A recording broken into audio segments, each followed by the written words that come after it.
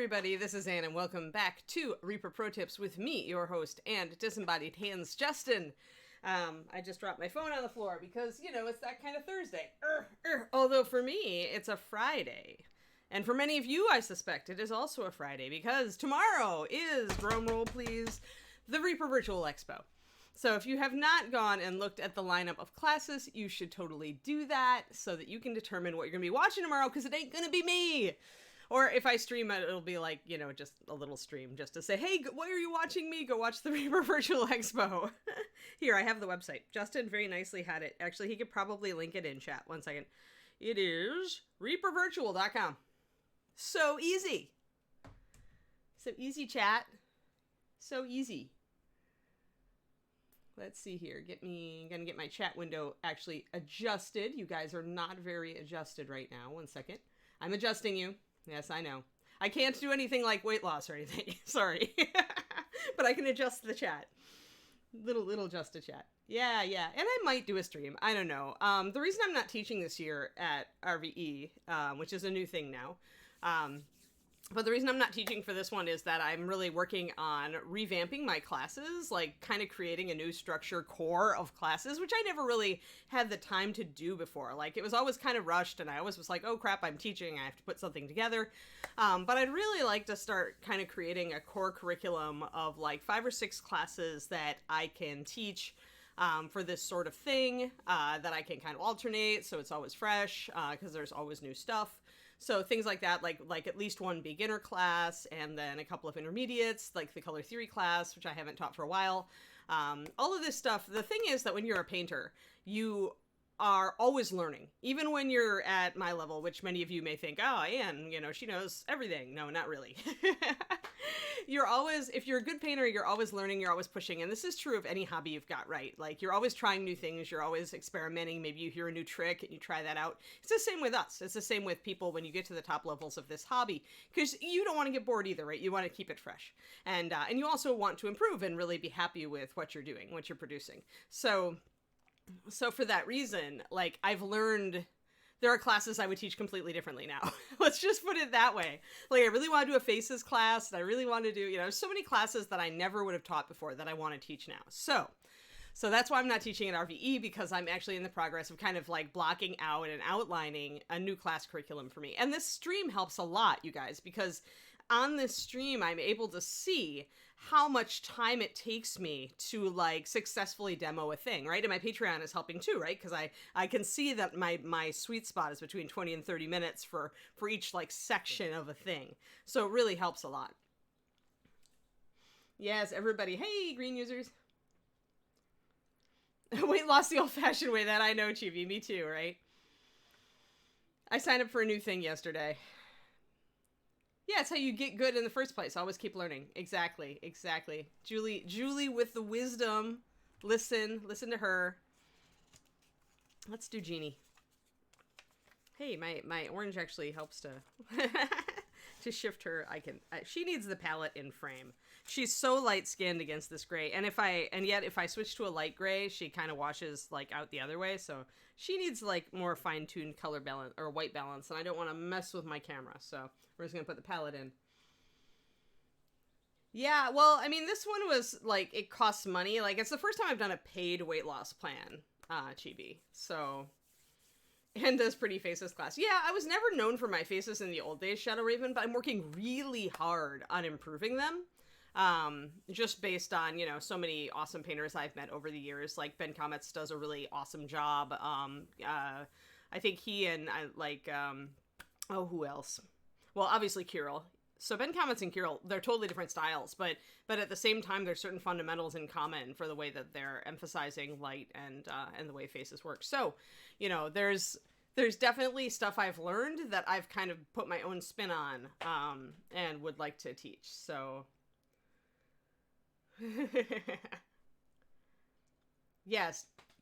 Yes, Shadow Raven, totally currying favor with you. See, Julie, that's why we get Julie on this stream, you guys, because you pour the love on her. So then Julie can start her day feeling awesome and empowered. Everybody should start their day feeling awesome and empowered. I'm all about it, Julia. I agree. wise and talented and beautiful and sculpts the bestest dragons, and add the bestest wolf and fox people to that too. Like any like canine or vulpine thing, I think Julie also wins hands down. Although Andy Pieper is getting like really good at animals, but still. All right, let's get some like something on this. I actually wanted to experiment with a new Nmm recipe today because for this genie, I don't want to do my really intense yellow that I usually do. I wanted to go more pale, more of a kind of a delicate color, and maybe even do some shading with some like pinks and purples. Kind of, again, dawn colors, right? With that gold and pink and purple clouds and stuff. So I was going to experiment and see... Thanks, Darkheart. Hello. I'm Anne. I work for Reaper. Obviously, I'm on the Reaper channel, so it should be obvious that I work for Reaper, but hi. So yeah, I was just talking about what we're going to be tackling today. I want to do a different sort of non-metallic metal gold on her. So I'm going to be using one of my old, like, primary prime suspects with the Nmm Gold highlight.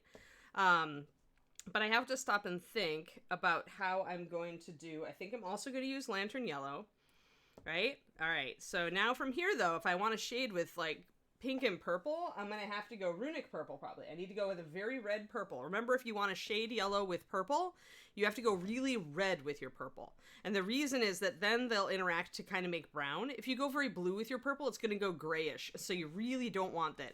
But runic purple and lantern are like the dynamic duo of mixing complementary colors. So we're going to do a weird, funky, complementary color shaded Nmm. Because why not? Yay. All the Julie love. That's right. That's right. Like I said, everybody should start their day feeling like awesome and valued. Just value yourself, peoples. Value yourself. Unjudge yourself. All right. Super duper. So that's what we're starting with. Now, I need to see how dark that'll take me, because it isn't going to be very, but I'm also going to be lightening my midtone. Like, I'm not going to go down toward an ochre-y color. I'm going to actually be a bit paler. I want this to be really ethereal armor. Like, I want these metals to be really light feeling, but still manage to look golden, if you know what I mean. So we're experimenting today, guys. You know, actually, somebody popped one on my Discord. I don't really use one. I really like to just do stripes, Francis. So, like, I've got a little, like, moleskin book, but I also just use, like, little pieces of, these. I use these sometimes if I want to keep it with the mini.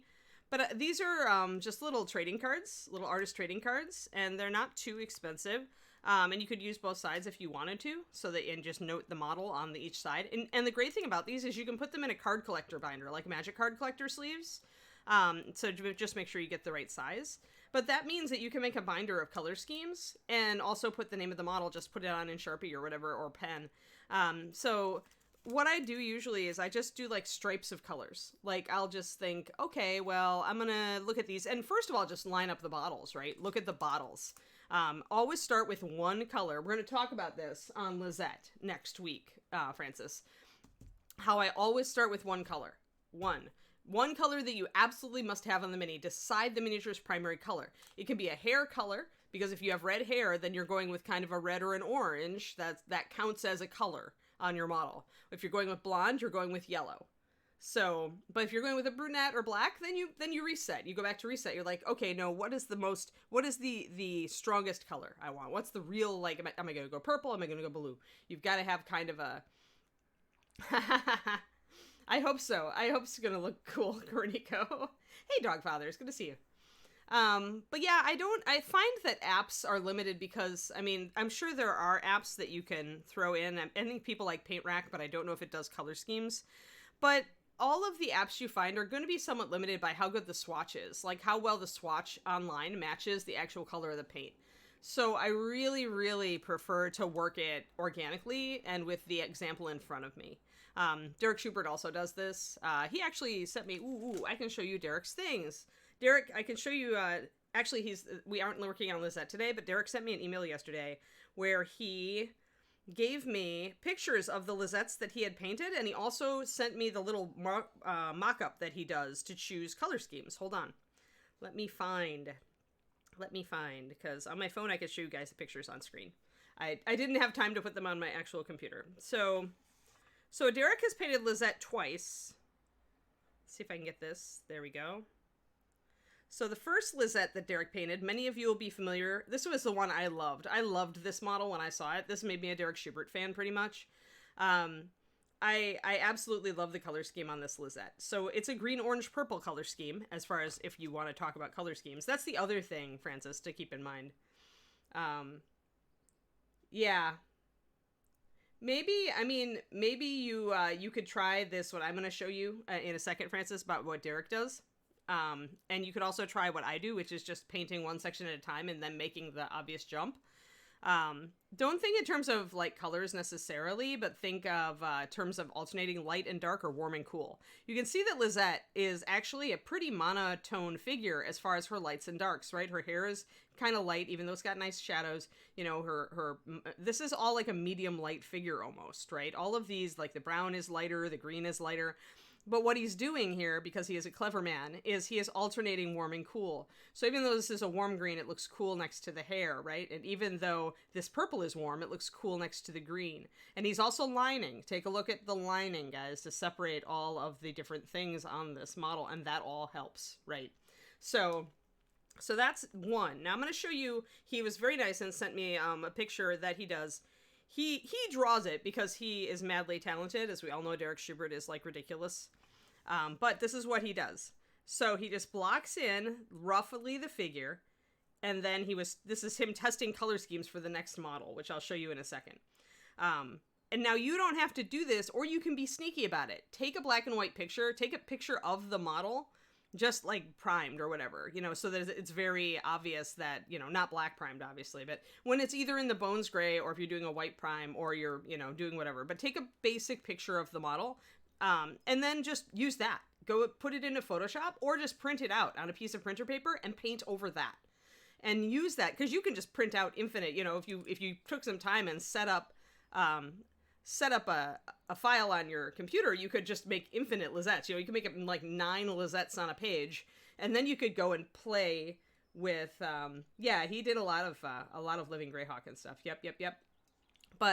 But this would let you play if you just like, you know, made a tiled pattern of black and white Lizettes, and then you just painted them in, and you wouldn't have to draw them like Derek did.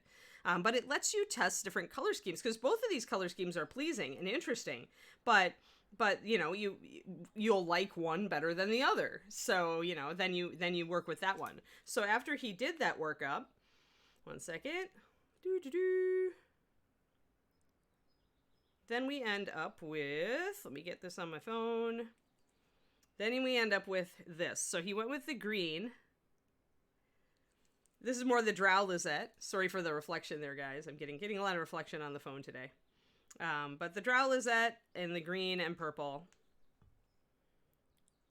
Too much light. There you go. But you get the idea. So he translated those. He chose a color scheme that he liked better, and then he went with it.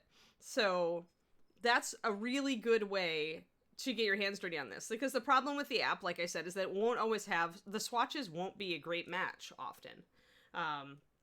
And so, thank you, Derek, by the way, wherever you are. If you're watching this VOD, I don't think he's in the chat today. Maybe he has business stuff, or he has prep for RVE stuff. I wasn't sure if he was teaching, but I always find it more useful to work with the colors in real time. And the other thing is that your colors are going to change depending on how you shade and highlight them, Francis. Like, they're going to shift a little bit.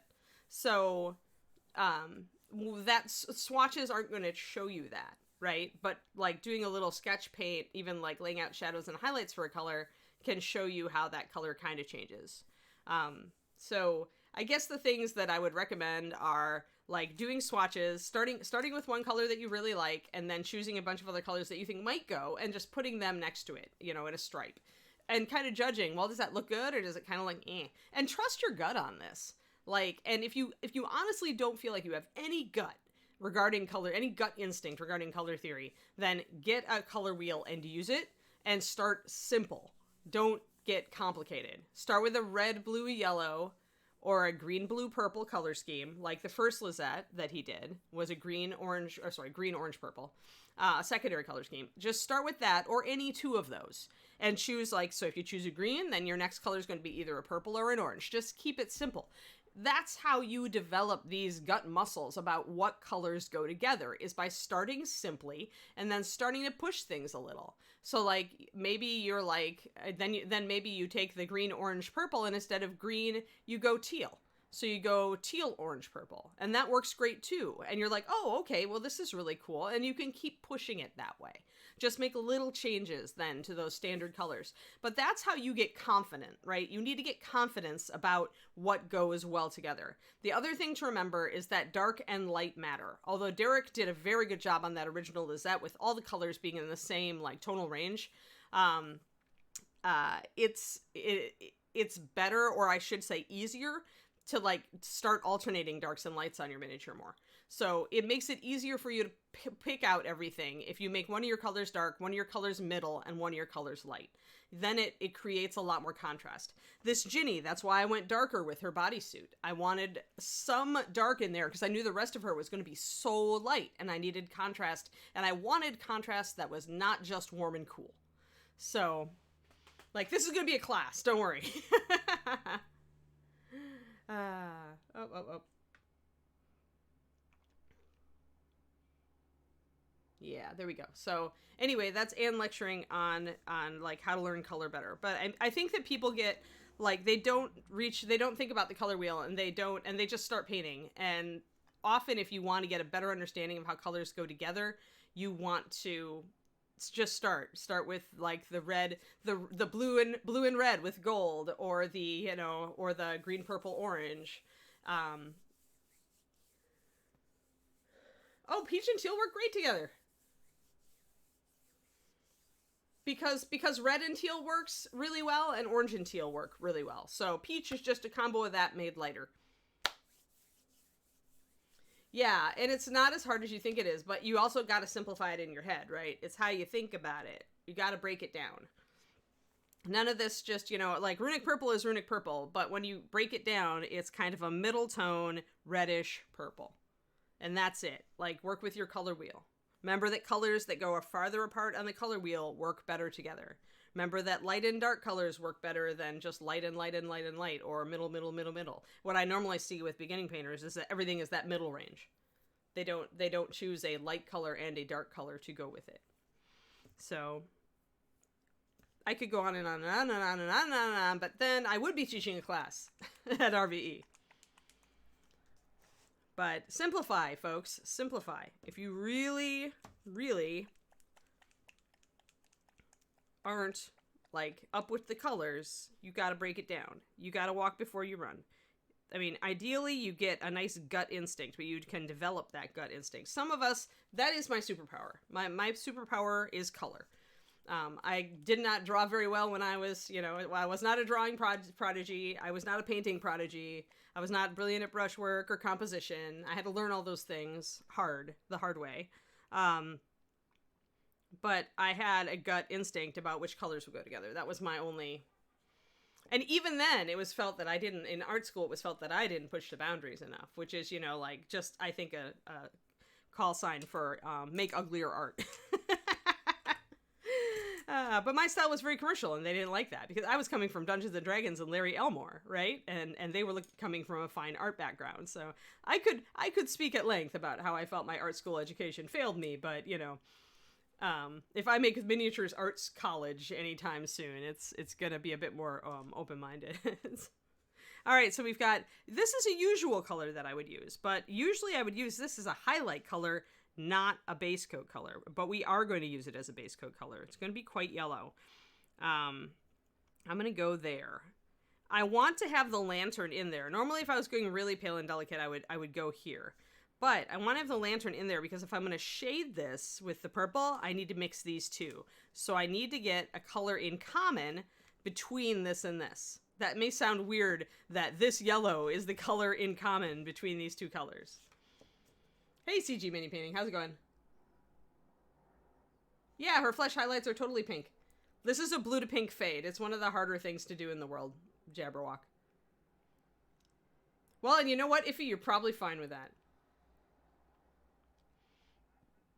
I get on purple shading kicks as well because it shades so many things well, especially Kraken ink. or Kraken ink, or however you want to spell pronounce your Kraken or your Kraken.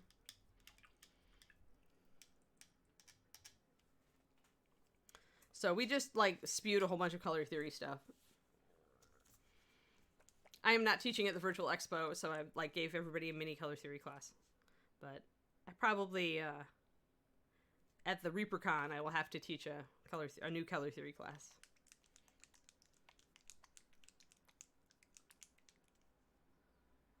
Yeah. Well, I mean, it's all like, if she is mastered, like, the midline, then, you know, it can be good to push yourself in those directions to understand it, Chibi, but I think that sometimes instructors go way too far with that. So let's try a 50-50 mix of Lantern and Runic Purple. Let's see what color it gives us. And see if it's going to serve as a shadow. Quacken ink. Yes, Quacken. Woo-wees the Quacken. Exactly. But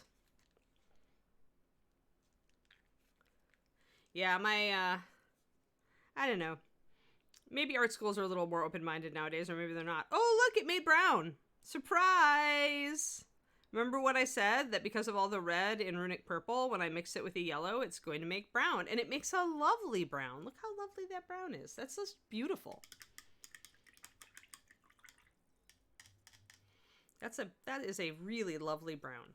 Now I'm going to try another highlight. My highlight's going to be pretty straightforward, but I think I'm not going to add the lantern this time. I'm going to just do this one and white, because I want this to be a very pale, delicate gold. So the most saturated is going to be the shadows, but I want to bring it up pretty, a little bit washed out even. It's a very orange brown, actually. Very orange. And then we'll get up to white. There. So we're constructing our own, like, triad, pretty much, for this NMM gold, because we want it to be paler, we want it to be more washed out, we want it to be a little different. There.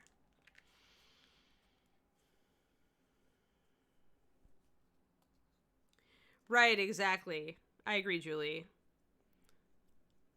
I think there is an overemphasis. I don't know. I mean, you're of two minds, right, as a teacher. So you want to teach those elements. You want to teach those uglier elements. You want to teach pushing the gauntlet. But I think that sometimes too much emphasis is placed on that, and not as much emphasis is placed on try those things to see if they fit your style. And if they don't, toss them. You know? Then do what you want. Like, you know, do what you want. Like, colleges are great at putting you in boxes, and that's true even of art school. I mean, some art schools probably encourage you to, like, find your own thing, but sometimes they encourage you to find your own thing in totally a really wonky manner.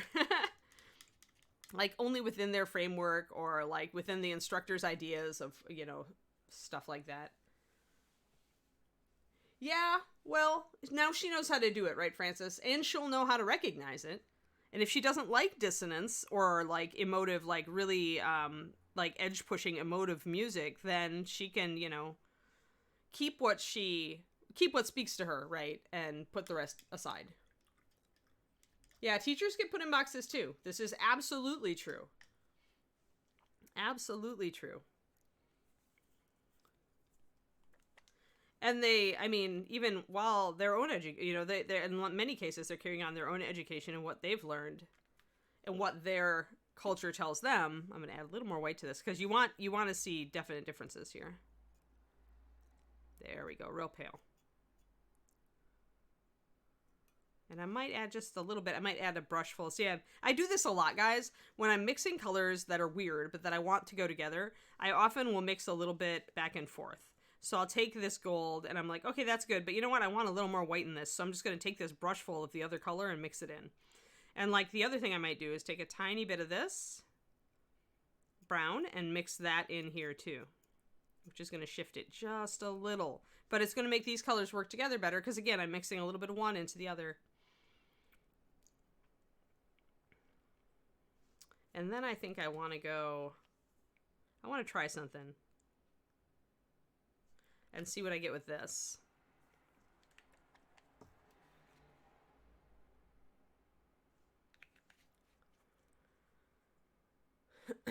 Right. I mean, that's the classical art training, right? You learn the fundamentals so that you can you learn the rules so you can break them better. That's true of everything, including writing. Like, you know, you should learn the rules of good grammar and structure and, like, how to write well, but then you should also keep in mind that, you know, you having an individual style is always due to some idiosyncratic use of language. So there's a purpley brown. This is a lovely color. So let's see. So this orange is really a transition color, but I'm not going quite light enough with it. So what I think I'm going to do is I'm going to take a brush full of this and mix it into this to lighten it. Yeah, that's more like it. That way my purple is my darkest color. And this is suddenly a lot more delicate. With adding white, you wash out your colors, but if you're looking for a very delicate or more pastel color scheme, then that's what you want to do. The more white you add, the softer everything gets, guys. You can still keep a fair amount of vibrancy in the color, but I don't want anything to overwhelm her. She's got a very delicate color scheme going on, except for that blue one piece. So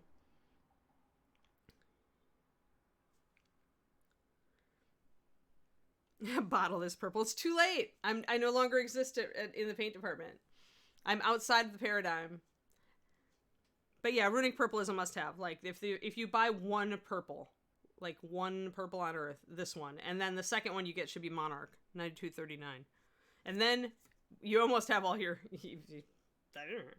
magenta. Clear magenta would be the third, but that's not really purple, it's cold red. So yeah. So that, I think that's delicate enough not to fight with her. This is challenging because we want to make, like, the gold shiny, but we also need to keep attention on her face and expression. So I'm going to have to, like, kind of look at this and see how we go. Now, the nice thing about introducing runic purple here is that if I do go with a pink, like kind of a more of a violet red kind of down here, I can shade it with this as well. So I'm also repeating colors on the model, which is an and thing. It's something I like to do to make everything look, oh, Darkheart, yeah. Yeah, Darkheart, I moved to California to be with my guy. I moved last year. Yeah, and went freelance. So I still work for Reaper part-time. I do this stream, and they still have me as a part-time employee, which is awesome because it means I get to keep my, you know, almost 18 years now of working at Reaper. So at 20 years, I'll totally celebrate. I'll buy myself a gold watch, maybe. But yeah, so I trained my replacement Sadie before I left and left the department to her. So I still can tell you everything chemically about the paint because the fundamental Master Series formulations I did. So every new color is based on that same type of formulation. But as far as the particulars, like Sadie did any new colors coming out of Reaper now are Sadie's. Which is why you're going to see a lot of funky metallics because she really likes the shinies. Yeah, love made me do it. Exactly. Yeah. So yeah, I totally moved in with my guy who is also a fanatical and really high-level miniature painter. So match made in heaven there, mini painting power couple. Yeah. Darkheart. So yes, and we did it at the beginning of COVID. So we've been locked together in this apartment for almost a year now, coming up on our 1-year anniversary of me moving out here. And our 2-year anniversary of us being together. And we haven't killed each other. In fact, we still are very fond of each other. So apparently, good judgment call. If going through COVID doesn't cement your relationship, or then nothing will. So yeah, well, I mean, it also helps that both of us are, you know, reasonable human beings and, you know, not terribly awful to each other. So, you know. But yes. All right, so let's do it. Owl face, and we're going to start with our midtone. And then we're going to judge kind of where we are with it. Like, I'm going to put this color down, and I'm using I'm using my Da Vinci for this. I want to be real precise. A lot of this detail's pretty fine. So I'm not going to use a bigger brush to base coat. I kind of want to go over it gently and methodically and keep everything in the lines. And I need to figure out, I think that's going to be pink. If I make these pink, then this little section right above the owl face is also going to be pink. Let me get in focus. There. Perfect. I have not killed and eaten him, I promise. We have plenty of other good food. Yeah, he's in a business meeting. He's got a work meeting today, so he is not in here with us today. So just kind of like taking my time. Sometimes when I'm doing tiny detail areas like this, I do like to just like relax and just take my time, even with the base coating, to make it really nice and tight, and spend some time on the details and kind of look at them and kind of commune with them and figure out, how am I going to paint this? How do I want to do this? Like, base coating is onerous, but it's also a really good time to like think about how you're going to tackle the miniature.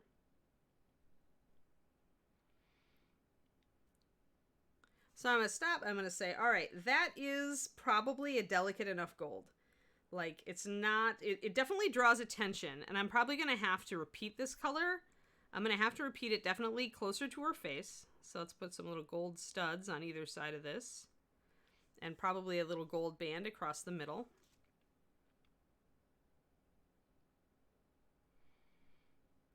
So again, I'm blocking things in as I go as far as like contrast. I want to definitely have that little panel be a different color, probably whatever my accent color, either purple or pink. If I decide to go with runic purple instead of the pink for these, which I might, then we'll see. I may combine them. I may go runic purple for these little tassels and scarves and the flowers, and just highlight it with the pink I was originally thinking. I definitely want to do some yellow up here. You want to, when you're doing a warm light color like this, it's going to attract the eye. Repeat it on the model up near the face and head. You want to be able to attract the attention. And we've got that shoulder pad, which is really hard to see. This shoulder pad here looks like a mask. So, and we've got kind of a little fastener here that needs to be gold. So this is where you really kind of break down what you have to do. And I like to just be very, very precise with the base coats at this point, because everything you're touching is like right next to something you've painted. You can always come in with lining, but I like to be precise. Hey, thank you for the resub, Francis. Fantastic. Shiny racks. You're a Pokebeast now? Do they have they've got a raccoon Pokemon, don't they? Or something that kind of looks like one.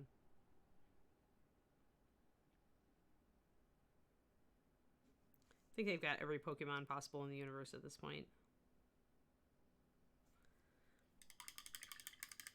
So the more yellow we pop around the figure, the more it's interacting. Now, if you look at this, this is what I'm talking about, guys. What is this? This is a yellow, red, blue color scheme. It is pink. Instead of going with a red, I went with a pink. It's blue, and the NMM gold is yellow. So this is actually a red, yellow, blue color scheme. Even if I add purple as an accent color, it'll be a very red purple. And her lips are definitely red. I use Succubus Kiss on those, by the way. So yeah, just take it easy and keep relaxed, Cookie. Brush control comes with time. Even I screw up. I just screwed up these little fasteners and I'll have to line around them, but it's not a big deal. Just understand that, you know, it's not a big deal. Take your time, relax. If you don't stress about it and you don't fear it, it's going to be more enjoyable for you and you're less likely to make a mistake. Just understand that if you make a mistake, everything is correctable. Or, I mean, acrylic paints are really good that way. You can always paint over it. So I'm going to end up shading this probably pretty heavily up here under her arm. There's only just going to be a little bit of light falling on parts of that shoulder pad up there between her fingers and her mouth.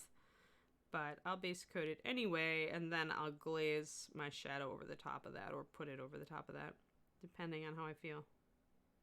And I will need to line around this as well. This is going to be a little bit dicey. I already lined around the bodice, but I did not line around the shoulder pad. So I will need to do that, which will be, again, an exercise in just, you know, relaxed breathing more than anything. Never underestimate the power of relaxed breathing with painting details accurately.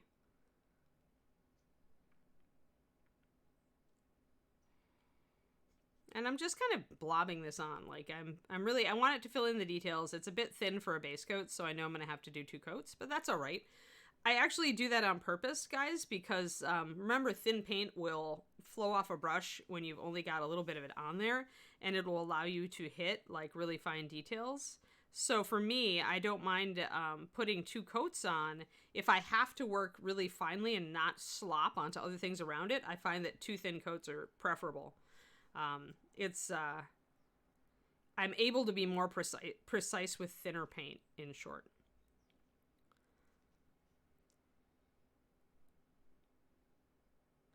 Now, here's a problem because I was going to make these beads also gold, although it's coming up against this. Normally, I would not overlap, but since this is on the side of the model and not a primary viewing angle, you see a little overlap on the back, but you don't really get the overlap on the front. So I probably will still make these beads gold. Jury's out, though. I'll wait for a while. Oh, I'm going to paint myself, too, while I'm at it, because it's fun.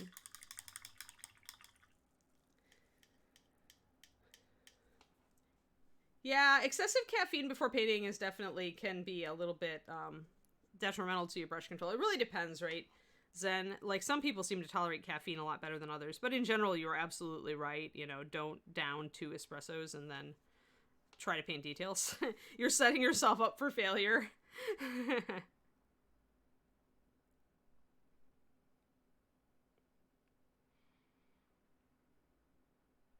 Yeah.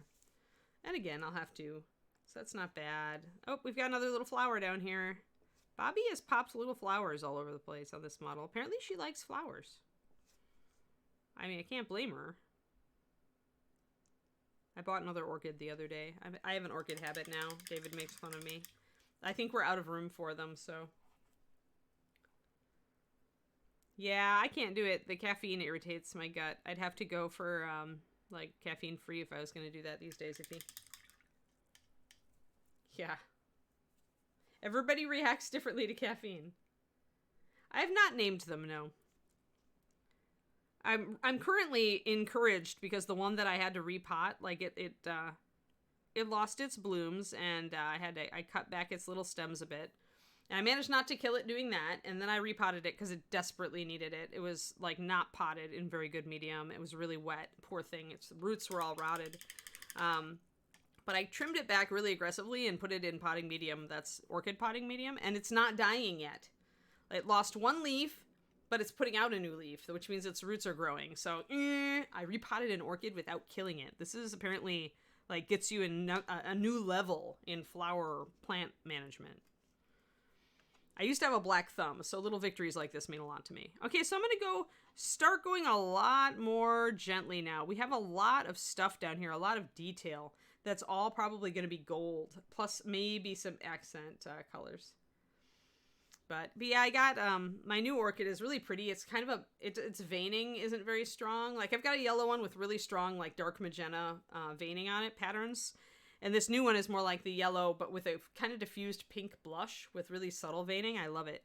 And then the one that I didn't kill has the dark purple flowers. So I'm really hoping I can get it to rebloom. Oh yeah, succulents. David had those too because he also has a black thumb. Because he totally forgets to water his plants. Yo, Val, what's up? You missed so much color theory talk, Val. So much. You're gonna have to watch the VOD. Sorry.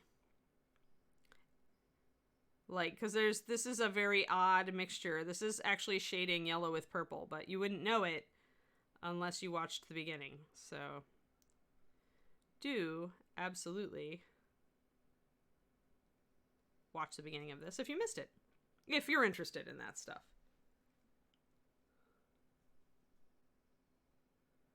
Yeah, the Queen's Garden once upon a time, yep.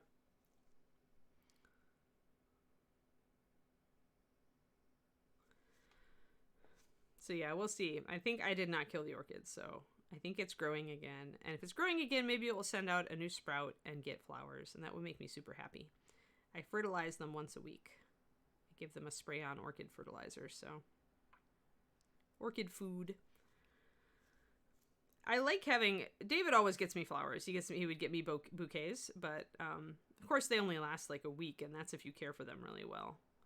So he got me the first orchid and the second orchid because we realized that they have flowers for a lot longer. And maybe we could get them to flower again. We'll see. All right, so again, being very, very gentle with my colors. Kind of now, I'm getting a lot of yellow on this now. There's a lot of yellow. So remember though, this is going to change. This is just a base coat. And as we put on shading, so let's try to shade something. Let's try to shade an area and see if we can take that yellow down. Because as we...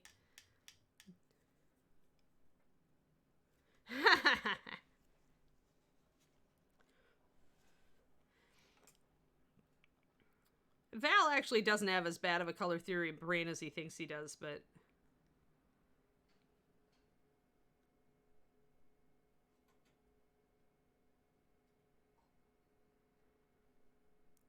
Although, I tell you, Val, you are making it harder for yourself choosing that huge humongous model to paint.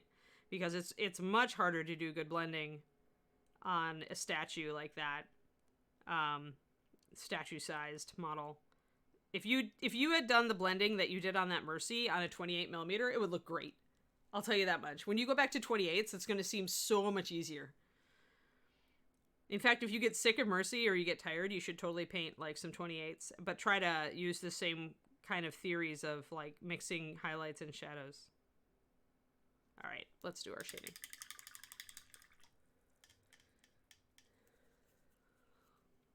Okay, I'm going to do it down here, I think, on this part. I can still always change it. I need to watch my darken lights here, though. Like, part of me is like, do I need to change the color of these scales? Like, I'm not certain. We're going to see. So first, remember, we mixed all sorts of weird colors for this NMM. We are shading it with purple. But first, we're going to do orange. So I have to, like, think about where my light is falling. So when I put her with the sun, as I call my giant LED light, when I put her with the sun here, you can see that there's a shadow all over here, a little bit dipping down here, and under the brow on this side. Can you see that? Can you see the light is hitting this eyebrow of the owl, but not the other one? And that it also hits down here. So I may need to just resort to and rely on lining down here between the gold and this. The contrast is there because we've got a cool and a warm. So it almost is. 1 minute, Kerniko. I set my timer. Thanks for the reminder. So let's just try to block in the shadows that we saw there. I'm going to take my orange. I'm probably going to thin it down just a little bit more. Oh, there it is. There it is, the stretch break. Ah, but I need to get some shading on this. Ah. We're going to get the shading on here. My happy little chime. Happy little chime, go away for a moment. All right, so real subtle. We're not trying to make a very... I'm going to put more water in this, actually, because I had to thin it off my brush. It is pretty solid. And I'm actually going to thin the purple as well. Boom, just one. There we go. But just bringing in that little bit of orange there did darken it down a lot. See how it shifts the color? Doesn't look nearly as yellow now because I've taken so much of it and put a glaze, really just a glaze of orange or a wash of orange over the top. We're going to work more with that in a second. So let's get that mixed in. Yeah. I just want to get all my shadows, like the water mixed in, and then when we come back, we can hit the shadows big time. And I haven't even done all the gold, but I do want to... This is the time, if you are using like a new color scheme and you're just not sure how it's going to work out or how you're going to have to tweak it, even before I've base coated everything, like doing all these little yellow parts taught me that, okay, I've got a good kind of arrangement of yellow around the figure right now, but now it's getting a lot of yellow. So I'm going to stop and I'm going to see how this changes when I do my shadows. Pick a little area, even if you're painting and blocking in a color and you just stop, you're like, oh, I don't know if this is going to work. Stop and just choose one of those colors, one of those areas of that color, and apply all the shadows and highlights to see how it changes. It changes a lot. I'm going to leave this one just base coated so you guys can see how much the color changes. So, right, exactly. So I'm going to leave her here. I'm going to focus down there so you guys can stare. There we go. And we will do our stretchies. Stretch time. Stretch time. Stretch time, everybody. Ah, oh no. Come on, Genie. Sit, stay. Yeah, there we go. All right. Yeah, right. I'm telling you, that took a long time. it had been a long time since I did super smooth skin tones, and so I was just kind of in the mood and the groove, and I'm like, if anyone was going to have super smooth color shifting skin tones, it was going to be a Genie that's coalescing out of air. So stretch, everybody. Stand up if you've been sitting for a long time, and by a long time I mean a half an hour to an hour, or if you've been sitting for even more than that, you better get your butt out of that chair. Stretch. Lace your fingers together, flip them, and do the above the head stretch. Get your arms by your ears if you can. Try to relax your shoulders. Press them down. Lean back a little bit. You might crack your breastbone or your shoulders or the back of your neck. Don't be alarmed if something crackles. It just means that it's been stuck in the wrong position for way too long. Another thing, if you have like circulation problems, another thing my old job taught me, we were doing a lot of typing, was to hold your arms out like this, but make fists and do this. Like do 10 that and then flip your arms the other way around. Especially if your arms are out here, flipping your palms up opens up your breastbone area a lot, and you could feel a crack or a pop if you haven't if your shoulders are always here, you may very much feel a release when you do this, and it feels good. It's a good stretch all across here. So, and that, the making a fist and letting it out helps pump circulation through your wrists. So it's a nice, this thing I don't use a lot because I don't do as much typing as I used to. I mean, that was an 8 hours a day typing job pretty much. But those are really good ergonomic exercises. Exercise at work, yay! Yep. So behind the back, again, I'm just gently pulling it to get my shoulder back and stretch out that shoulder. It helps if you also like tighten your belly, then you should feel it in your lower back. It shouldn't be painful, so be careful. But if you feel an ache, it's working.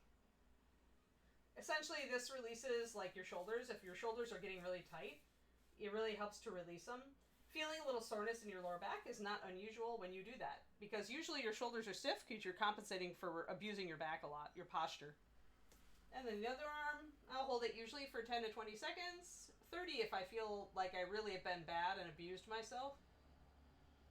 But it's morning and I have not abused myself yet. Yay!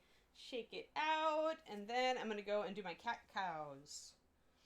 Go and get yourself a drink. Just move around, right? You don't have to do all the stuff that I do, but just move around. Although I do recommend the arms above the head stretch where you interlace your fingers. It's so simple to do, and it really helps if you've been sitting and staring at a computer and typing all day long.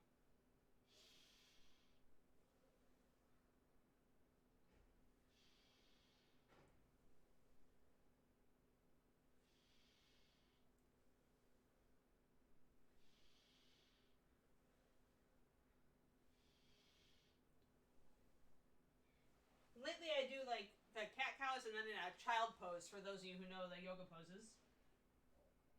To kind of extend and elongate my back. Stretch out my hips.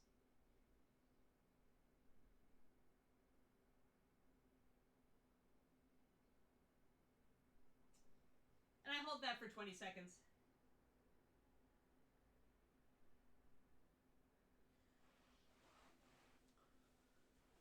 There we go. I'm going to do a bit of a leaning back kind of to make my neck go the other way instead of always bending forward.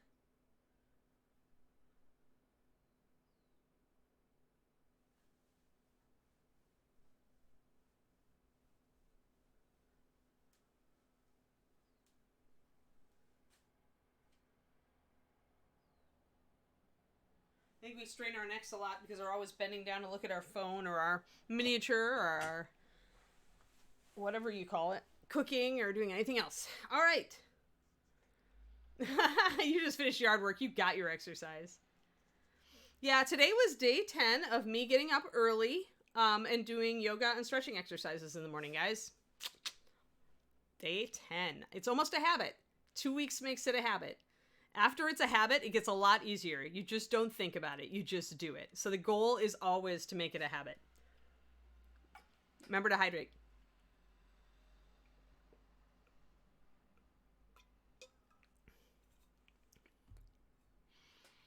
So there we go. Fantastic.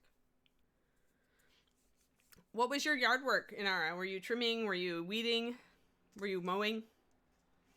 Were you getting stuff ready to grow again in the spring? I've always been like interested in it, but my black thumb early on kept me from doing any gardening or yard work. My mom loves it. Oh, I was also a really good daughter this year, guys. My mom's birthday is tomorrow. And I remember to send her a big bouquet of flowers, which I've never done in all of my life. But when she loves flowers so much, and David gets me these big bouquets, and she's so jealous. My dad is such a doofus. He doesn't believe in getting flowers. And so I sent Mom a big bouquet, and my hope is that this will passive-aggressively smack my dad in the head and make him notice, oh, Lois likes flowers. So hopefully tomorrow they'll do delivered. I ordered from a local florist in Arizona, in Chandler, where they are. So hopefully it's a big bouquet with all sorts of different colors and flowers. That's my thing that I do when my mom and I don't chat necessarily every day, but when I do my walk, if I see a really pretty flower, I always send her a picture. And everything, like all the trees are flowering here right now in Northern California. So there've been a lot of good flower pictures. All right, let us work on our shading with our weird colors, guys. Our weird Nmm triad. It doesn't look like an Nmm triad, but seriously. Yeah, you guys that still have snow, I feel it. This is the time of year that actually I really loved Texas. Like starting in mid-March through like the end of April. Springtime in Texas, like out of all in every different state that I've lived in, I've liked a different season. So like Wisconsin, where I grew up, it's definitely summer. Like it's the only decent season that Wisconsin has to offer as far as I'm concerned. And then in out east, when I was out in the Baltimore area, I loved fall because fall freaking lasts forever out there. Like it actually lasts 3 months. And you're like, oh, this is where people got this concept. Because in Wisconsin, it maybe lasts 2 weeks. So I loved fall out east. Just like there was color just for so long. And then in Texas, it definitely was the springtime. Like south in the spring, like you just can't beat it. All the smells and the wildflowers, you'd wake up and walk outside and it would just smell so good and the sun was so great. You'd just feel happy just walking outside in the morning going to work. At least I did.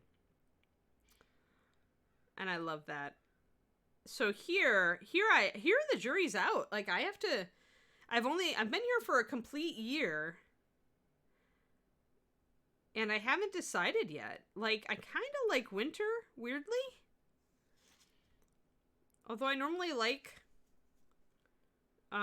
warmer temperatures. But we'll see. The first year with COVID, everything has been so weird. So, I'll reserve judgment. Also, the seasons are a lot more muted here. So, it's harder to assign them an identity since I've been in such extreme states before. Yeah, I know. We have to go over there for sure. That's one of the places we haven't gone to, Chibi. You hated winter in Northern? See, I came out here before I moved here, Dragon Eye. We went to Yosemite in the wintertime. And I actually loved it. Like, it's a beautiful park in the winter. Even though you can't do as much of the hiking, but we went snowshoeing. It's cold, yeah, but it's just crisp and gorgeous. And there aren't as many people, so you actually don't feel crowded at any time. I think that Yosemite in the winter is got I'll have to try Yosemite in other seasons, but Yosemite in the winter was wonderful.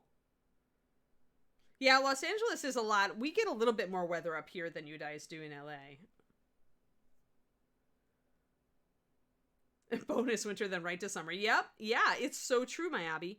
Like that was Wisconsin in my remembrance. Cherry blossoms, huh? Oh, maybe David. I'll make David take me out because there's another one. There's another Japanese garden next to the Field Museum and what's the other art museum we always go to? The De Young. So I kind of want to go there. David was he wasn't into Asian art until I came out here because I'm really into it, and He's revised his opinion a bit. All right, so one other thing I'm going to do is I need to shade and line between. So I've browned that out. So I've got some shadow going on. And I'll have to adjust this a little bit. I do want to take my purple and try lining with it. I might have to line with a darker color. Probably will. In which case I will likely do, you know, yeah, maybe I just should. Yeah, I'm betting, well, no. I'm going to try to use the purple. And I know exactly what color I'm going to mix to shade these little individual things with. If the purple does not work. And this can be a little messy. You're going to be highlighting these anyway, remember? So if you're a little messy on lining these, don't worry about it. In fact, this is good practice, these little guys. Little scales. Good lining practice. Because, yeah, your colors that you're going to use to highlight this are going to be so opaque. They're going to be high coverage because they have a lot of white in them.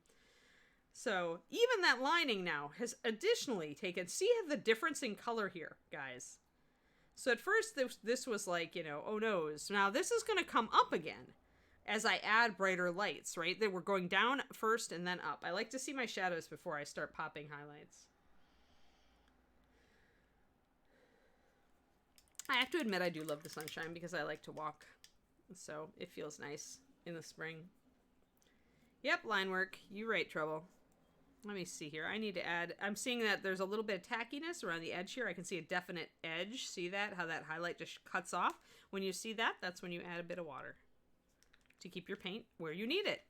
I need to do that one too. It's when you can still like see that the paint's kind of creeping up the edge that you've got some more time. But if you ever see that kind of tacky edge developing on your paint, if you're using a palette like me, like this one, then that's the time to drop a drop of water in. And 1 drop of water will usually keep your paint at the consistency you need it, or close enough so that you can adjust.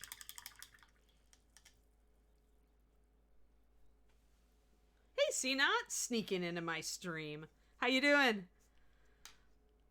I'm doing really weird NMM gold today. Non-metallic metal gold. I decided I wanted to shade it with purple. So I did a mix of my yellow and my purple, and then my yellow and purple again. And I'm trying it out because I decided this Genie would have some really mystical looking gold. So, and I'm trying to do sunrise colors. So her skin is blue fading up to pink.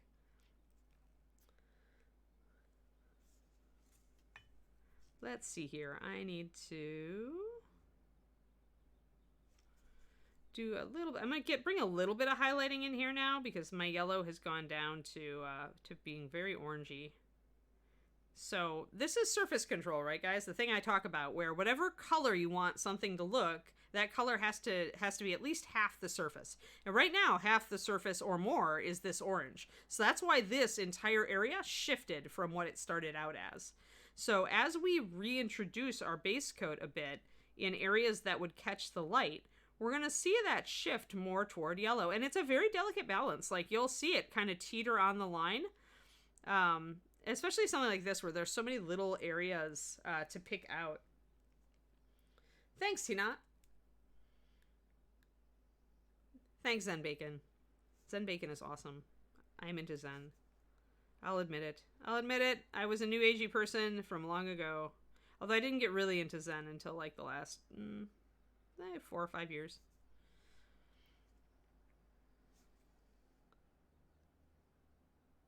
So I'm going to just hit little highlights on all these little areas here to bring the yellow back in. Because you can break it down. Like, instead of trying to judge how much of this owl and ring thing is 50% yellow, you can just choose each little part, like each one of the little eyes, each little eyebrow, each little thing, and introduce a bit of yellow to it to get kind of a guesstimate, right, of how much you've got.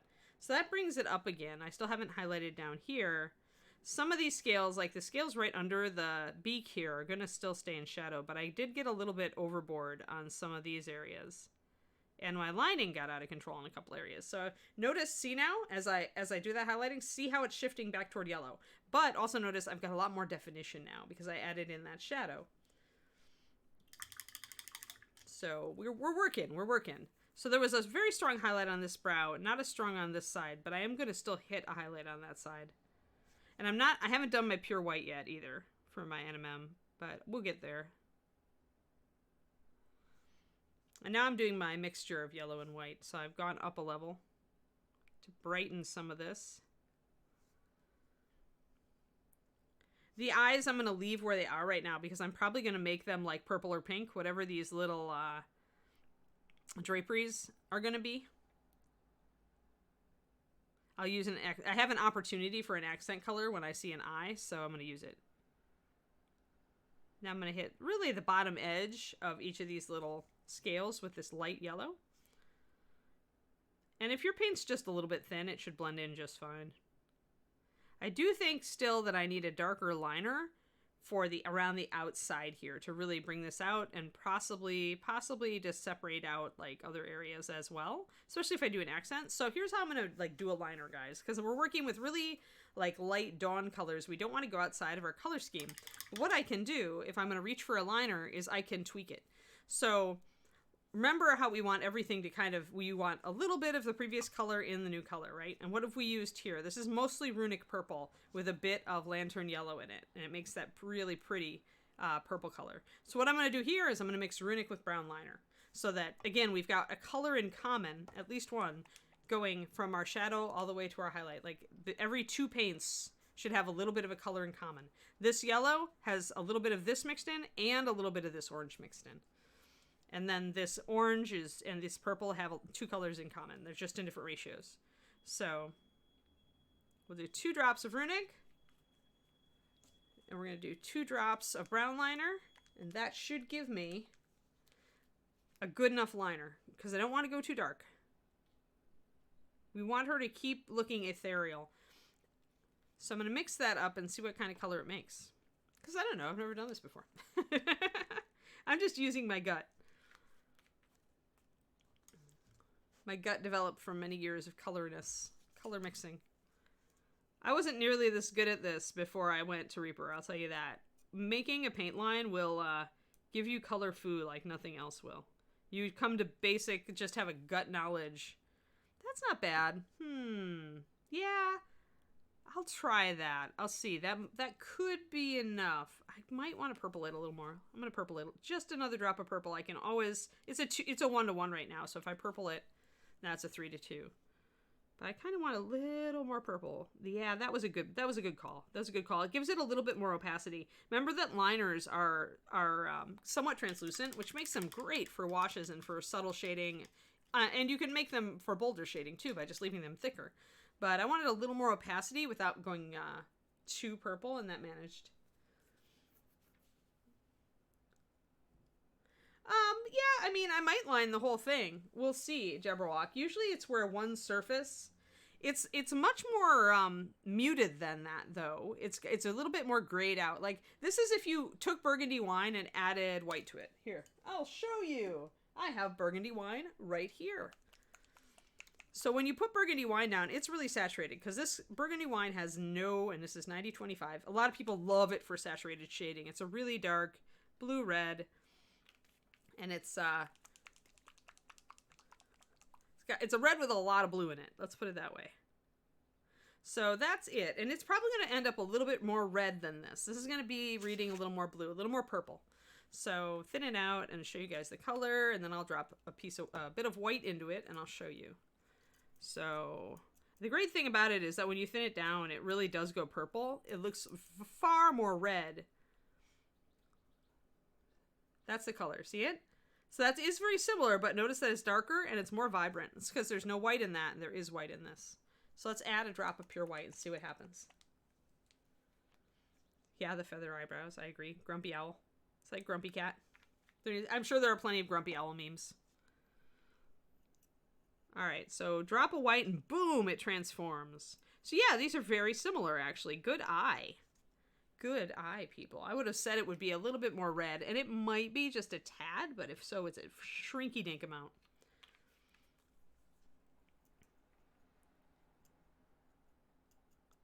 Yeah, I'd have to add a bit more. Yeah, it is shifting a bit more red. Because this burgundy wine has such a heavy front load of red pigment in it that you can't help but shift red. So this one is a bit browner.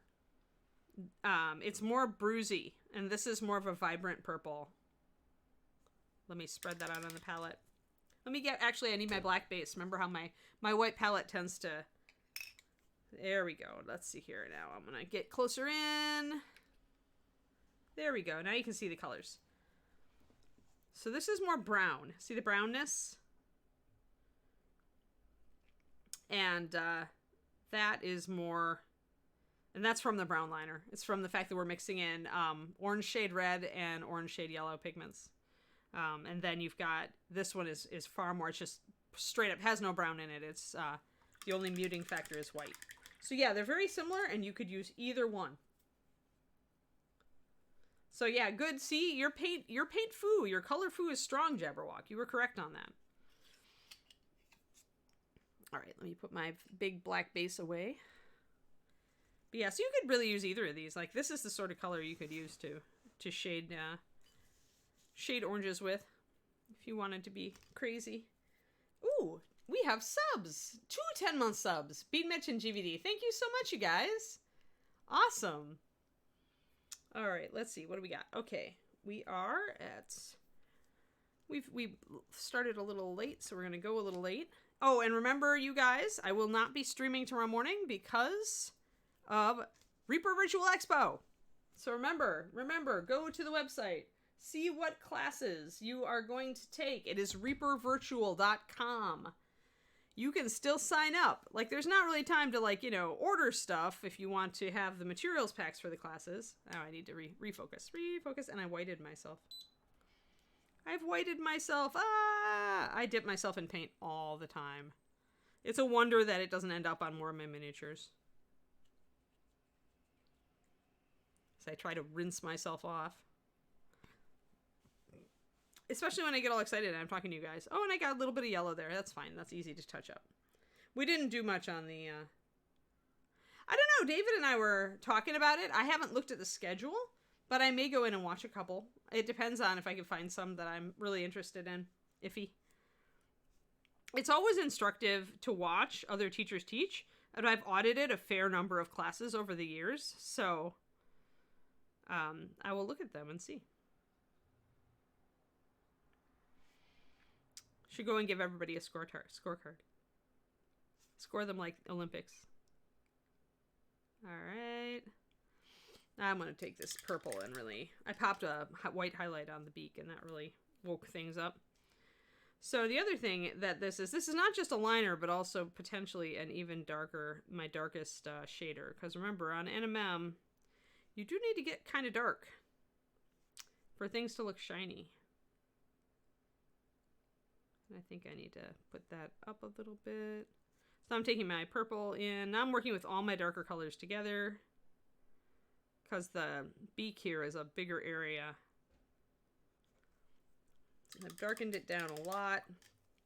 I'm going to come in with my yellow and then my white again, because I need to define this area just a little bit to make it look round. There we go. And then I also need to come down and make an under reflection, because it is large enough. I can suggest that reflection down here.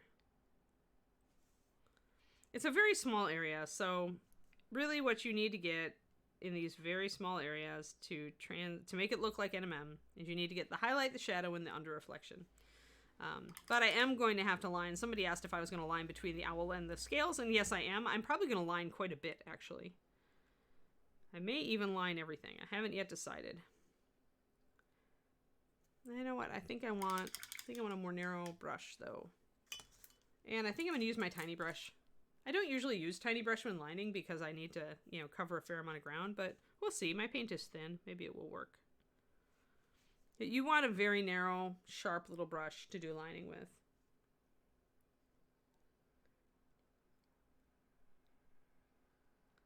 Yeah, for sure.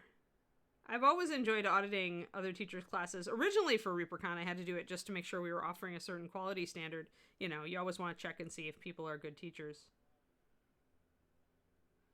If I had the time, although often I didn't. Yeah, there have been numerous times over the years that I've audited a class at ReaperCon. Most of us like to, because like you point out, everybody does things a little differently, and sometimes you'll pick up something. So there's a little bit of lining. See that dark line? notice I'm keeping it more subtle. Again, we want this to be more ethereal. We don't want a lot of really dark colors grounding this model. But a little bit's okay. So I'll come in and hit like the underside of each of these little scales. I'll probably have to touch up the top side, yeah. Got a little bit out of control there. Could take a little bit of water and try to scrub that off. Yep, magic. The thinner a paint, the easier it is to scrub off a blurf. Because thinner paint doesn't have as good adhesion. That's why you always use thicker paint when you're first putting down paint, because you want your base coat to have good adhesion. You want it to stick to the model really well. But as you start doing highlights, it's more useful to have thinner paint. And sometimes for shadows too.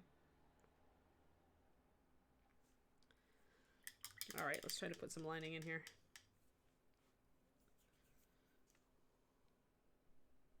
It's a good thing not just about the Twitch community, but the painting community in general.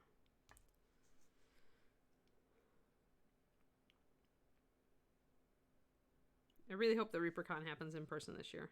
Fingers crossed.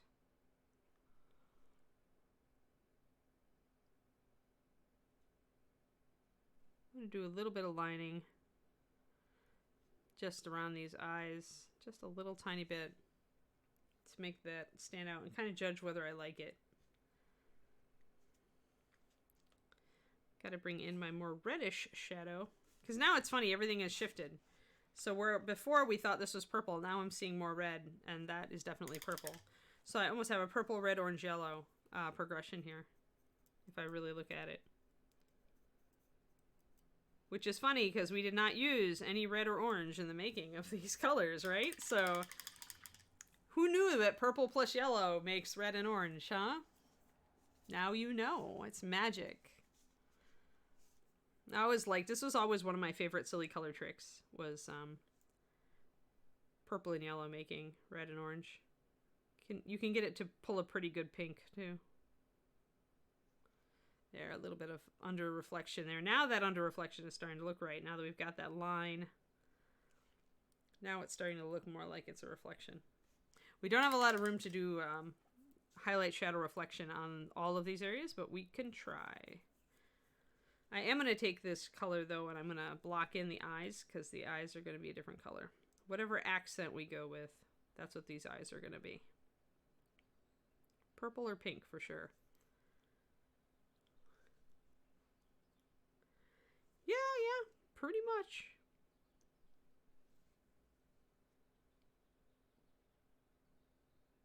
I ate that cereal when I was a kid. Now, of course, I do not eat cereals. Although, I am thinking, in response to my new diet, I am thinking about switching things up just a little bit.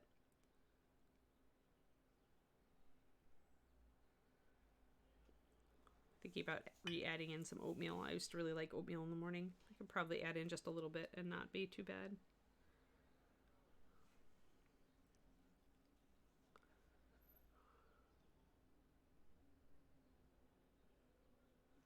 But I've vowed, for those of you wondering, when I talk about my new weight loss plan.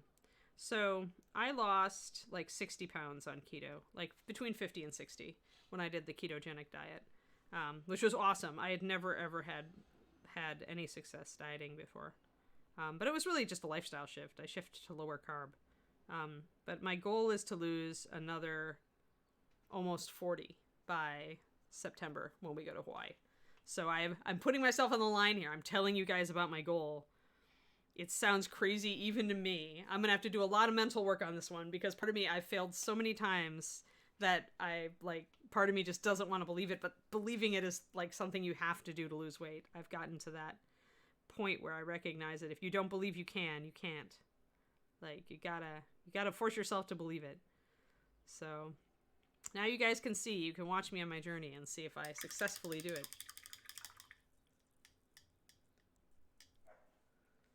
Oh, I liked Fruity Pebbles too.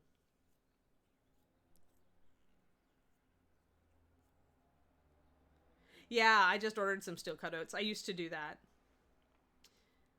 Yeah, rice cooker, and actually even the Instant Pot will do steel cut oats. And the nice thing about the steel cut oats, as opposed to the more instant oatmeals, is that they reheat just fine. So you can make a big batch and put it in the fridge, which always appeals to me, because when I'm usually running like, you know, tight in the morning, because I have to wait for David to get out of the shower before I go in, because I get up and do my exercises while he's in the shower. So I need something fast. So right now I'm doing my flaxseed muffins, but I need to be able to just reach in the fridge, reheat it, and eat it for my breakfast. So we're experimenting.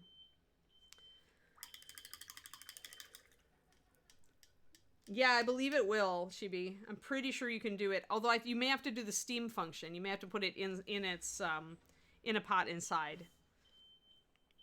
I'm not sure. It depends probably on how much you do. But I mean, Instant Pot works with as a rice cooker, so I don't know why you wouldn't be able to do it. I'm sure I read somebody doing it the other day on internet, but they were using like a bowl inside the Instant Pot and putting water in there to steam the oatmeal, which is kind of what the Instant Pot kind of does. So I shouldn't be too surprised about that.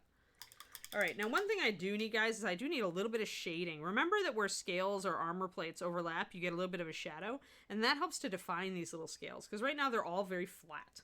So we need to add, yeah, double check it, Chibi, but 5 minutes steel cut oats make great. Yeah, I do overnight. I soak, when I used to do them, I soaked them overnight in lemon water, actually, Jabberwock. I find that they work better with my digestion that way. So yeah, this will be the first time I'm going back to grains in 3-4 years. So we'll see. Just a little bit though. I actually did keep my oatmeal well into keto. I just did a very small amount. But then when I learned the flaxseed muffin recipe, I really love my flaxseed muffins. There we go. So I'm starting to put a little bit more shading. Now again, this is going to make this shift less toward yellow, more toward orange. See how it did? Kaylu, I am today using my DaVinci Maestro. I am using a very small brush for this because I'm working on very small details. So I'm using a triple-aught DaVinci Maestro. This is equivalent, I would say, to like a Reaper Kolinsky 10-aught, 0/10. And it's also, I would say, equivalent to I want to say a Winsor Newton Series 7 00. All brush sizes are different, right, from brand to brand, but it's my smallest brush that I ever use. Like, I never use anything under this.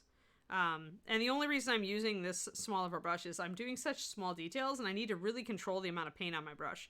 And using a smaller brush helps with that. But it also dries so fast on this brush because it's small. So I have to use really thin paint with it. So in my opinion, at this point, every brush size and shape has like a thing it's good at and a thing it's not so good at. So this is really good when I'm using little micro amounts of paint and I have to stay really focused and precise. But it's not so good for other things. So, because if you need to paint for a while, this is not going to hold enough paint, and the paint that's on there is going to dry a lot faster. So yeah, so much better when you are using very thin paint and where you need very tiny amounts of paint to be very precise. She is wearing 2 owls, actually. She apparently likes owls. And now that I'm thinking about it, her shoulder pad's probably an owl too. I think I see a beak. Ask Bobby. I didn't sculpt it. All right, so I'm going to use some of our reddish purple. For those who are not aware of our funky palette for NMM today, this is our funky NMM palette. Very funky. Very odd and weird. I decided I wanted to go completely different. I'm going to need to make a note on this. On my progressions here. Have to do a little sticky note for her after. Hello, Joe-Frick. How's it going? Yeah, owls and flowers. Winsor Newton 00. Yeah, that's what I was saying. Winsor Newton Series 7 00 is probably very similar to this. I used Winsor & Newton a long time ago. I like DaVinci a bit more. I switched like 20 years ago to go into the DaVinci brushes. But this is a DaVinci Triple Aught Series 10, which is a series I usually use. It's a standard round. But anything, like I said, the Reaper Aught 10 is very close to this, and then the Winsor Newton 00, you're right. I am doing okay today. I'm pretty okay. I'm on my 10th day of getting up early to do like yoga stretches before the stream. And I'll tell you, it has really helped my back. Really, really has. I'm sleeping better too, my Fitbit says, which was an unexpected bonus. And I'm somebody who believes that sleep is the holy grail. Like, how good my day is directly proportionate to how well I sleep. So I'm very thrilled that the side effect of doing exercises in the morning is better sleep at night, apparently. At first I thought it was a fluke, but I've done 10 days of this now, and I've had an overall better sleep score consistently. I'm doing a little bit of pure white highlight down at the bottom of those to make them... See, they're more 3D now. They're less flat. They're less pebbles, and they're more scales, because I did a little bit of shading. I don't usually do that, Pendrake. I just make a note. I mean, it's going to be close enough. Like, I think a lot of people overthink, like, matching their mixes precisely. It's really not necessary. Just get close. Yeah, I've been working... Actually, I work on my yoga form more than David does, and he's been doing yoga for years. So I've been working on getting my form correct, Joe Furk, on the downward dog lately, which is hard. Hard to keep your back straight. But I used to do a fair amount of weightlifting when I was younger. And of course, proper form is everything in lifting. So I try to be very cognizant of it. I've gotten a bit lax in the intervening years, but I'm trying to get it back.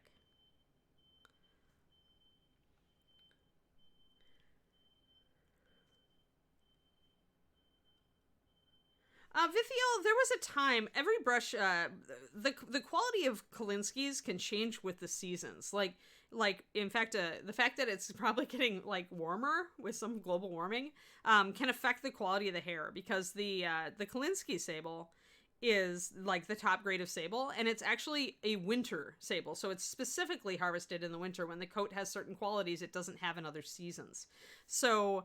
what happened was that I hit a space where I was using Winsor & Newton's, but I just had a really bad, like, 6 months or maybe even a full year where their brushes just were not, like, it was really disappointing, actually. And during that time, I tried my first Da Vinci. I don't remember what got me onto Da Vinci. I periodically do try other brush companies. But yeah, I tried my first Da Vinci, the Series 10 size 1, which is a beautiful, like, kind of mid-range. It's more like it's equivalent to the Winsor & Newton Series 7.0. And this is a very abused one that's been around for a couple of years now, but it's still, like, I can do everything with it, and it's the perfect size for me. I used this brush, this size and shape of brush for like 20 years for competition painting, and I've never gotten a bad Da Vinci ever in all those years, which says something to me. So although I still endorse Winsor & Newton, and I understand that they're a really good company, I myself just had a bad experience at one point, and that made me switch. And then once I got accustomed to the Da Vinci, I kept it for like 20 years. Now, in the last year, I've gotten totally addicted to a brand new brush, so now I'm doing Raphael and Da Vinci. But I really love, I started doing a little bit bigger brushes. And so now my brush succession looks like... this. So my two littlest ones are Da Vinci's, and my big one is the Raphael. This is actually the one on the leftist. This is a very worn down Raphael, and this is the brand new one that I'm slowly working in. I do like to break in brushes. I do find they work better. This is the 8408, which is a lot more narrow at the tip, which suits my painting style a lot better than the 8404, but it's also a size 1. So Raphael is also... when it comes down to it, any Kolinsky is going to be good. The various companies, it's really your taste as far as the size and what you get used to. I would say that the shape and the length is more important than the brand, and it should be in line with what you enjoy more, painting with thicker paint or painting with thinner paint. If you enjoy painting with your paint really thin, then get a more narrow brush with a fine tip. And if you enjoy painting with more thick paint, get a slightly more full-bellied brush, still with a good tip, but just not with a really narrow tip. So in choosing brushes, and if you're brand new and you just haven't messed around, try a couple different brands and a couple different sizes.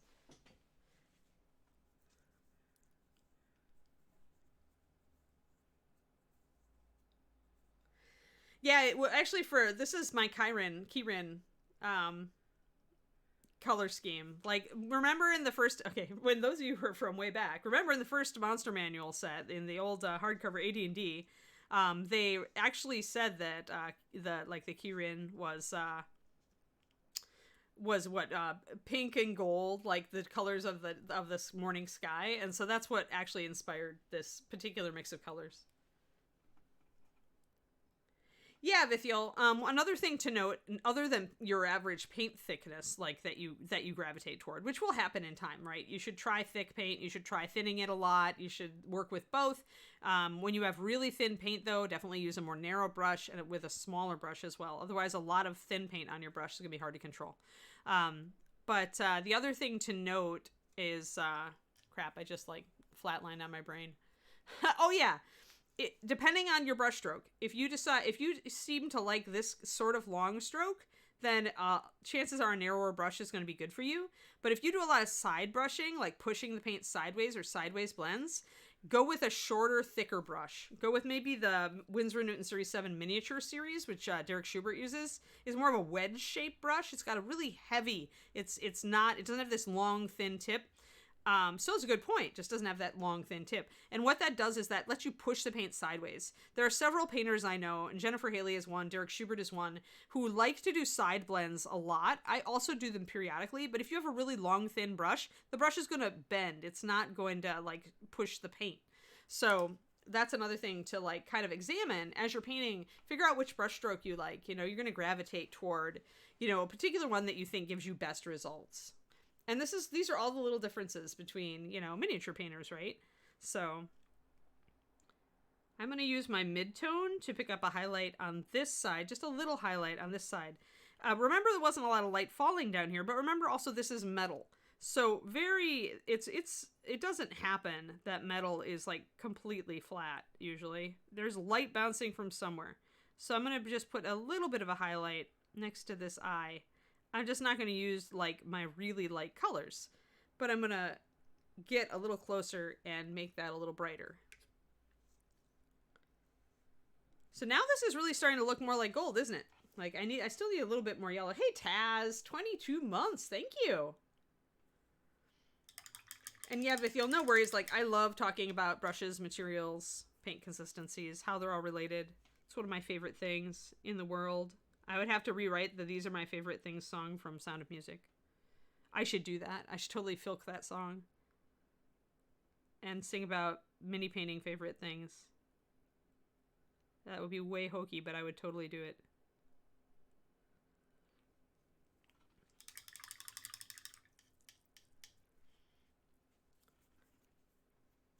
But yeah, so that's why I thought we would do an out-of-the-box thing here, Chibi Amy. Like, do it outside-of-the-box NMM, because, you know, you guys are used to my usual NMM recipe, but that is not near the only NMM recipe. There are so many ways to do gold. And this is a very Fantasia, kind of very fantasy way to do it, right? With a lot of weird colors in it and purple. You know, so it's not as realistic. But on a model like this, you wouldn't get realistic, you know? She's, like, pretty much making herself up from smoke. Which is why we're also going to try to do some opalescent stuff down here. But that's going to be a while. I want to get everything else figured out. Then we'll muck around with non-color shift, color shift.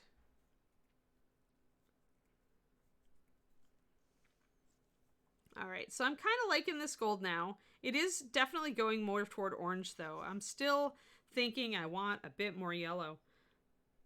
Now, what I do need to do is I do need to do a little bit of under reflection on this side. So really, like when you are doing NMM on a very small area, it really is like just highlight, shadow, under reflection. Do you guys see how this little area, each of these little things have a highlight, a shadow, and then a reflection on the underside?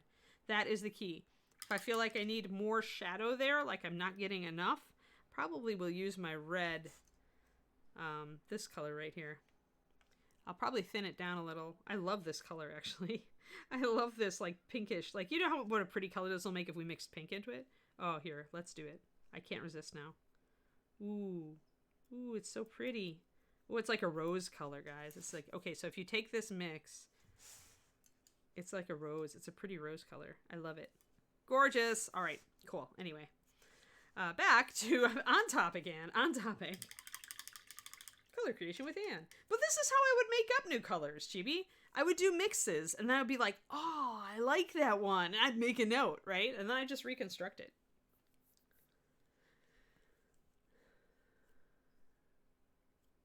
Yeah, exactly, Chibi.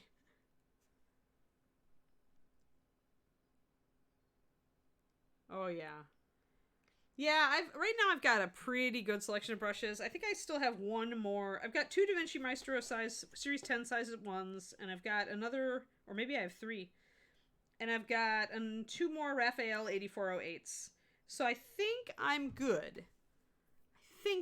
For right now for brushes. I might need to get another Triple Lot Da Vinci, but I think I've actually got another one of those back as well. So at this point, it gets a lot easier when you narrow in on a brush type that you really like. Like once you have the size and the brand down, I mean, then you just keep a couple of backups and you don't spend nearly as much on brushes, which frees you up to spend more on miniatures Kickstarters. Don't listen to me on budgeting. Disclaimer. Oh, disclaimer. Do not listen to Anne on Kickstarter budgeting. No, I'm bad. And I'm gonna change supplies talk to enablement channel on my Discord because it really is that. It really is. Every time there's an awesome miniatures board game Kickstarter, somebody links it and I end up spending money.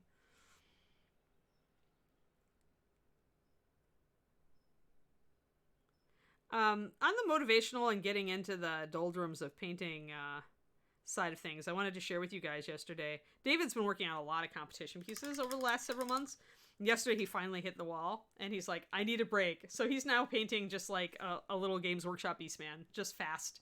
He'll probably whip out a few more of his game type models to paint because there comes a point where he just wants to paint something really simple and fast. And so that's how he rejuvenates when he gets like just kind of in a rut with painting or he's like not enthusiastic. Then he knows he switches it up. So for me, I switch it up by moving to a different scale. And he switches it up by moving to a different type of painting, just like simple game painting instead of like high level painting. He has chibis. He actually has more chibis than I do chibi. Okay? Like, surprisingly.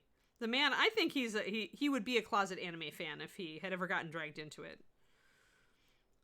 But he never really glommed onto anime or anime style stuff.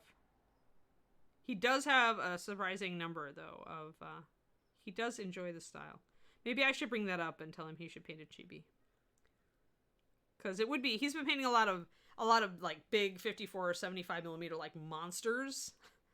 Like not, and I think one bust. He did the Sansa knockoff bust from Nuts Planet. She looks amazing. Really good. Because David is really good.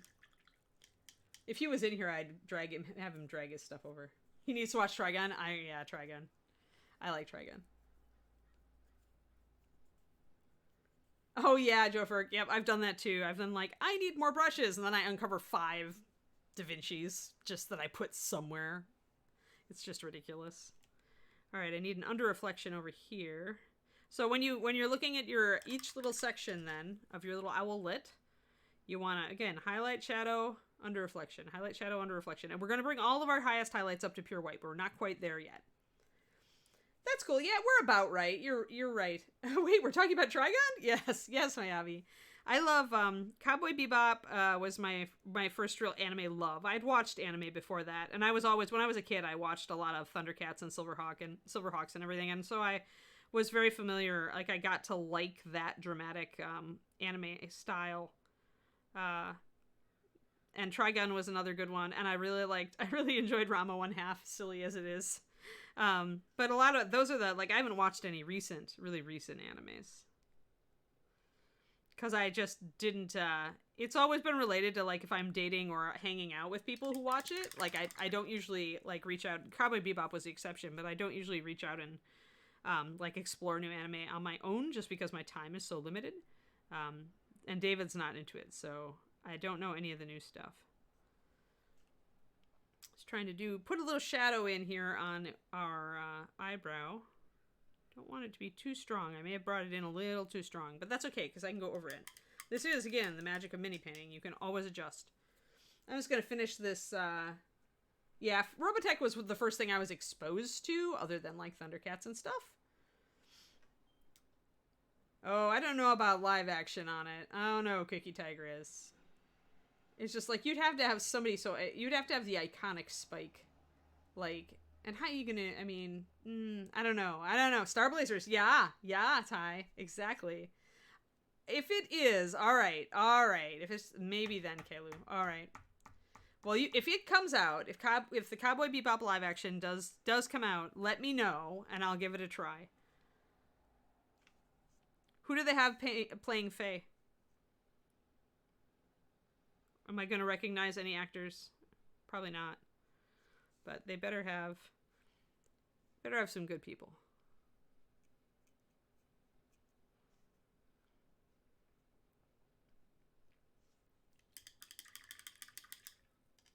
Yeah, Keanu got too old to play Spike. Yeah, someone who don't. Well, sometimes that can be good if they bring in new talent, but they feel really strongly that they nail the character. I'm good with that. But she was always my favorite. I liked her character arc a lot.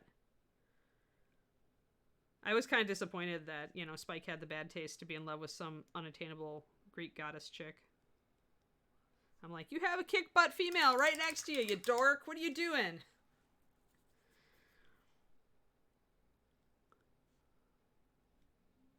But that's a tragedy. That's why Bebop is a tragedy, not a comedy.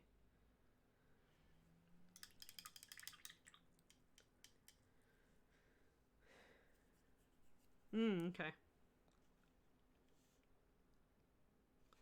All right, I think we're probably, otherwise we're going to go off on anime and we're going to talk about Bebop for eons. So I probably should wrap this up. Let me just put a quick shadow over here. Again, you guys can see how it takes a while. To get good NMM, you're working back and forth, right? And sometimes it gets a little orange and I knock it back, and sometimes it's going to get a little bit too white or yellow. I want it, in the end, remember, we're aiming for something like kind of ethereal and magical. So that's what I'm going to be holding it up against in my head to see if I like it. Cool, Miranda. I'm glad you got to tune in today. Ooh, it's a David, but he's still working. Otherwise, I'd make him show you his latest stuff. No, no. You got me. I wouldn't. I really don't like live action interpretations, so Full Metal Alchemist is one that I think I don't need to watch the live version of that. All right, guys, there we are. So what we did today, we used a very weird Nmm palette. We created it from scratch, in fact. A very odd gold non-metallic metal palette, just to prove that we could do it and to do something different on our gin. So we were mixing together yellows and purples to get oranges, reds, and eventually, with a little bit of brown liner, even browns. And we used that and showed kind of how to tackle NMM on a very small and intricate surface. So yes, a reminder from Reaper John, I won't be on tomorrow. RVE is going on, so I expect you all to be with the Reaper Virtual Expo. Remember to go to reapervirtual.com. Yes, just like John just linked. And have fun. And that's pretty much what we did. We also talked a lot at the start of this about color theory, guys. A lot about color theory, color placement. So go back and watch the VOD if you are at all interested in that stuff, okay? And have fun at Reaper Virtual Expo. That's my only other commandment. Yeah, I get tomorrow off. I'm gonna like sleep in and, you know, hang out. Have a great day, everybody. Oh, cool. Gnomon School. That sounds fantastic. So I'll see you guys on Monday. Maybe this afternoon. I'll do a stream this afternoon, maybe. Okay, talk to you later.